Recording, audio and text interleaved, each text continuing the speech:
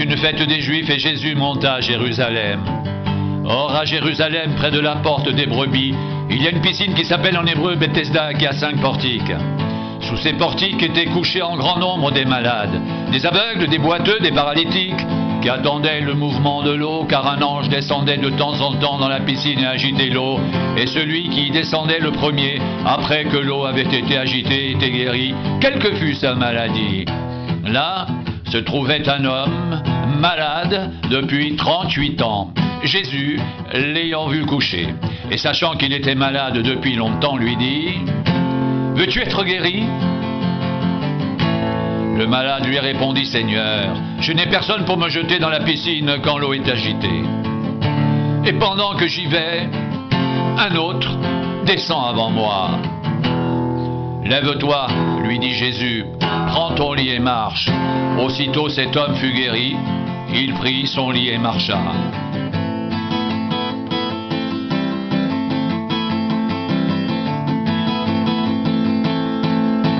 C'était un jour de sabbat. Les Juifs dirent donc à celui qui avait été guéri, « C'est le sabbat, il ne t'est pas permis d'emporter ton lit. » Il leur répondit, « Celui qui m'a guéri m'a dit, prends ton lit et marche. » Ils lui demandèrent, « Qui est l'homme qui t'a dit, prends ton lit et marche ?» Mais celui qui avait été guéri ne savait pas qui c'était, car Jésus avait disparu de la foule qui était en ce lieu. Depuis, Jésus le trouva dans le temple et lui dit, « Voici, tu as été guéri. Ne pêche plus, de peur qu'il ne t'arrive quelque chose de pire. » Cet homme s'en alla et annonça aux Juifs que c'était Jésus qui l'avait guéri. C'est pourquoi les Juifs poursuivaient Jésus, parce qu'il faisait ces choses le jour du sabbat. Mais Jésus leur répondit, « Mon Père agit jusqu'à présent, moi aussi j'agis. » À cause de cela, les Juifs cherchaient encore plus à le faire mourir, non seulement parce qu'il violait le sabbat, mais parce qu'il l'appelait Dieu, son propre Père, se faisant lui-même égal à Dieu. Jésus reprit donc la parole et leur dit,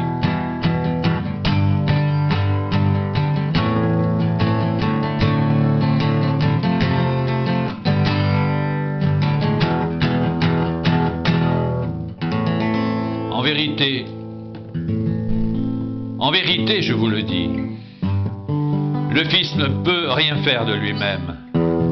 Il ne fait que ce qu'il voit faire au Père. Et tout ce que le Père fait, le Fils aussi le fait pareillement.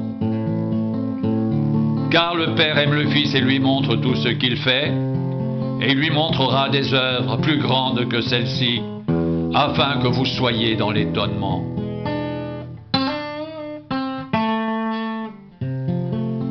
Car comme le Père ressuscite les morts et donne la vie, ainsi le Fils donne la vie à qui il veut. Le Père ne juge personne, mais il a remis tout jugement au Fils, afin que tous honorent le Fils, comme ils honorent le Père. Celui qui n'honore pas le Fils n'honore pas le Père qui l'a envoyé.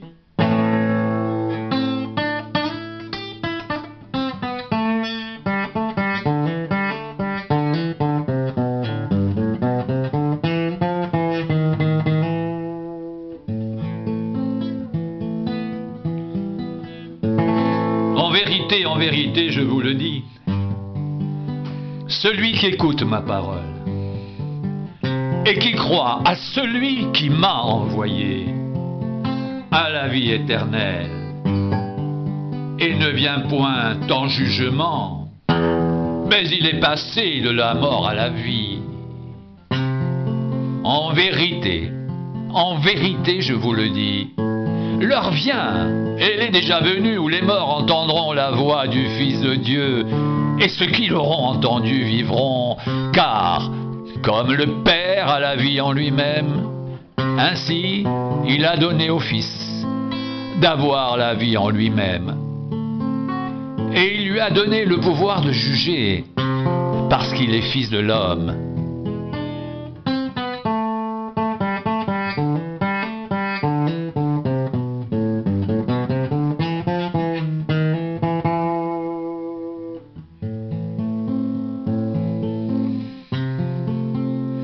Ne vous étonnez pas de cela, car l'heure vient où tous ceux qui sont dans les sépulcres entendront sa voix et en sortiront. Ceux qui auront fait le bien ressusciteront pour la vie, mais ceux qui auront fait le mal ressusciteront pour le jugement. Je ne puis rien faire de moi-même. D'après ce que j'entends, je juge, et mon jugement est juste.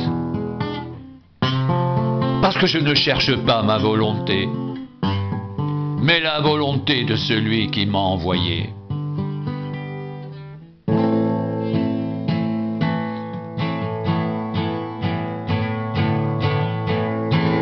Si c'est moi qui rends témoignage de moi-même, mon témoignage n'est pas vrai. Il y en a un autre qui rend témoignage de moi, et je sais que le témoignage qu'il rend de moi est vrai. Vous avez envoyé une délégation vers Jean, et il a rendu témoignage à la vérité. Pour moi, ce n'est pas d'un homme que je reçois le témoignage, mais je dis ceci afin que vous soyez sauvés. Jean était la lampe qui brûle et qui luit, et vous avez voulu vous réjouir 1 heure à sa lumière. Moi, j'ai un témoignage plus grand que celui de Jean, car les œuvres que le Père m'a donné d'accomplir, ces œuvres même que je fais, témoignent de moi, que c'est le Père qui m'a envoyé. Et le Père qui m'a envoyé a rendu lui-même témoignage de moi. Vous n'avez jamais entendu sa voix, vous n'avez point vu sa face, et sa parole ne demeure point en vous, parce que vous ne croyez pas à celui qui l'a envoyé.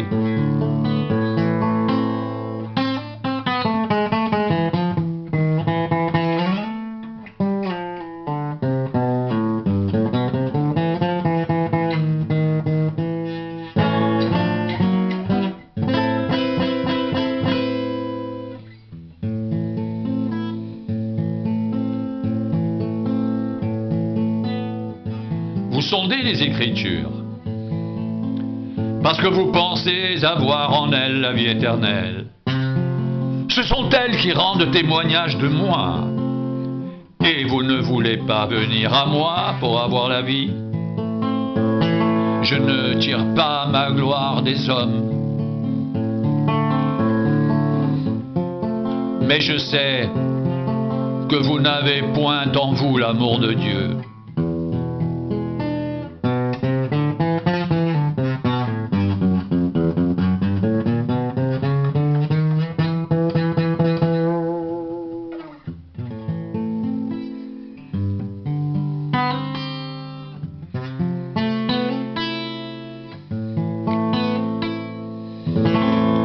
Je suis venu au nom de mon Père, et vous ne me recevez pas.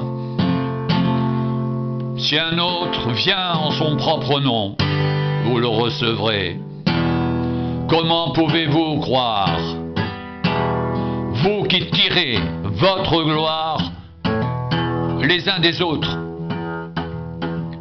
et qui ne cherchez point la gloire qui vient de Dieu seul? Ne pensez pas que moi, je vous accuserai devant le Père.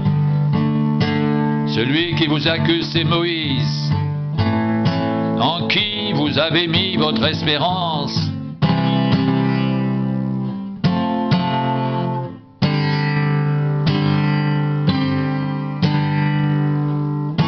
Car si vous croyiez Moïse, vous me croiriez aussi, parce qu'il a écrit à mon sujet. Mais si vous ne croyez pas à ses écrits, comment croirez-vous à mes paroles?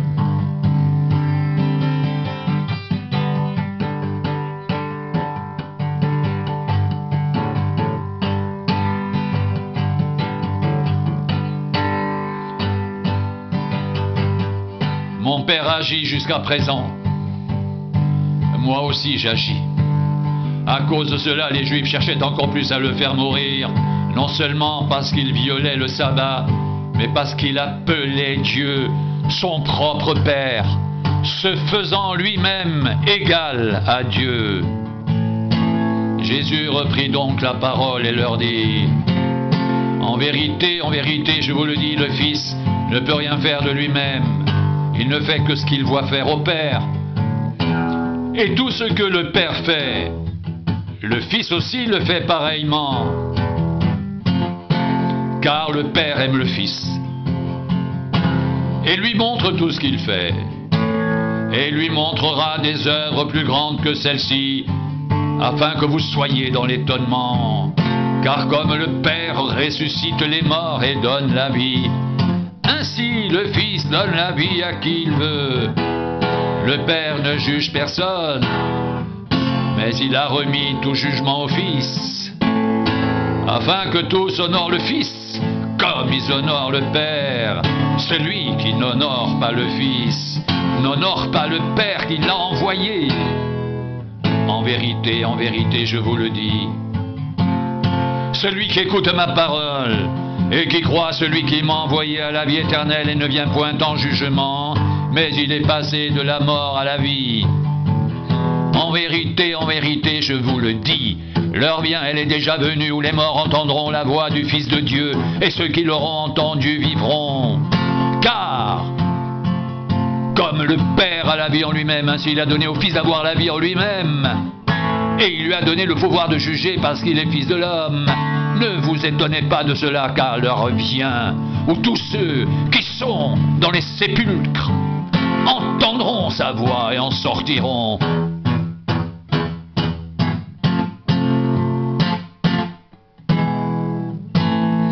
Ceux qui auront fait le bien ressusciteront pour la vie, mais ceux qui auront fait le mal ressusciteront pour le jugement. Je ne puis rien faire de moi-même, d'après ce que j'entends, je juge, et mon jugement est juste, parce que je ne cherche pas ma volonté, mais la volonté de celui qui m'a envoyé.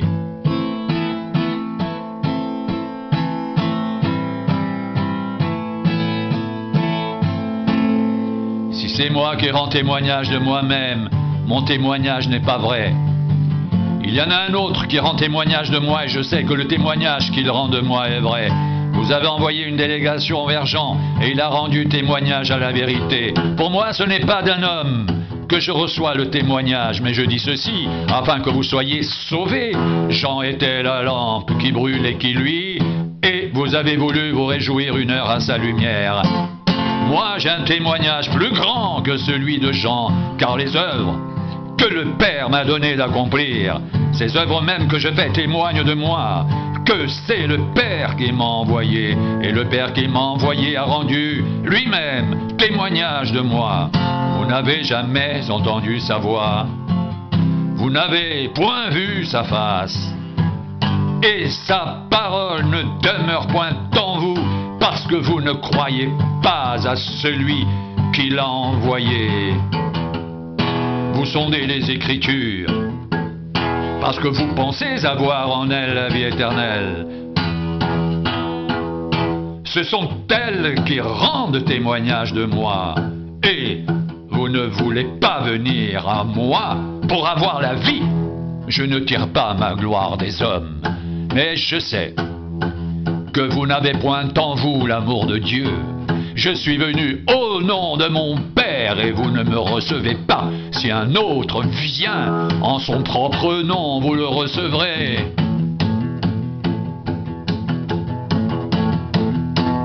Comment pouvez-vous croire, vous qui tirez votre gloire les uns des autres et qui ne cherchez point la gloire qui vient de Dieu seul? Ne pensez pas que moi je vous accuserai devant le Père. Celui qui vous accuse, c'est Moïse, en qui vous avez mis votre espérance.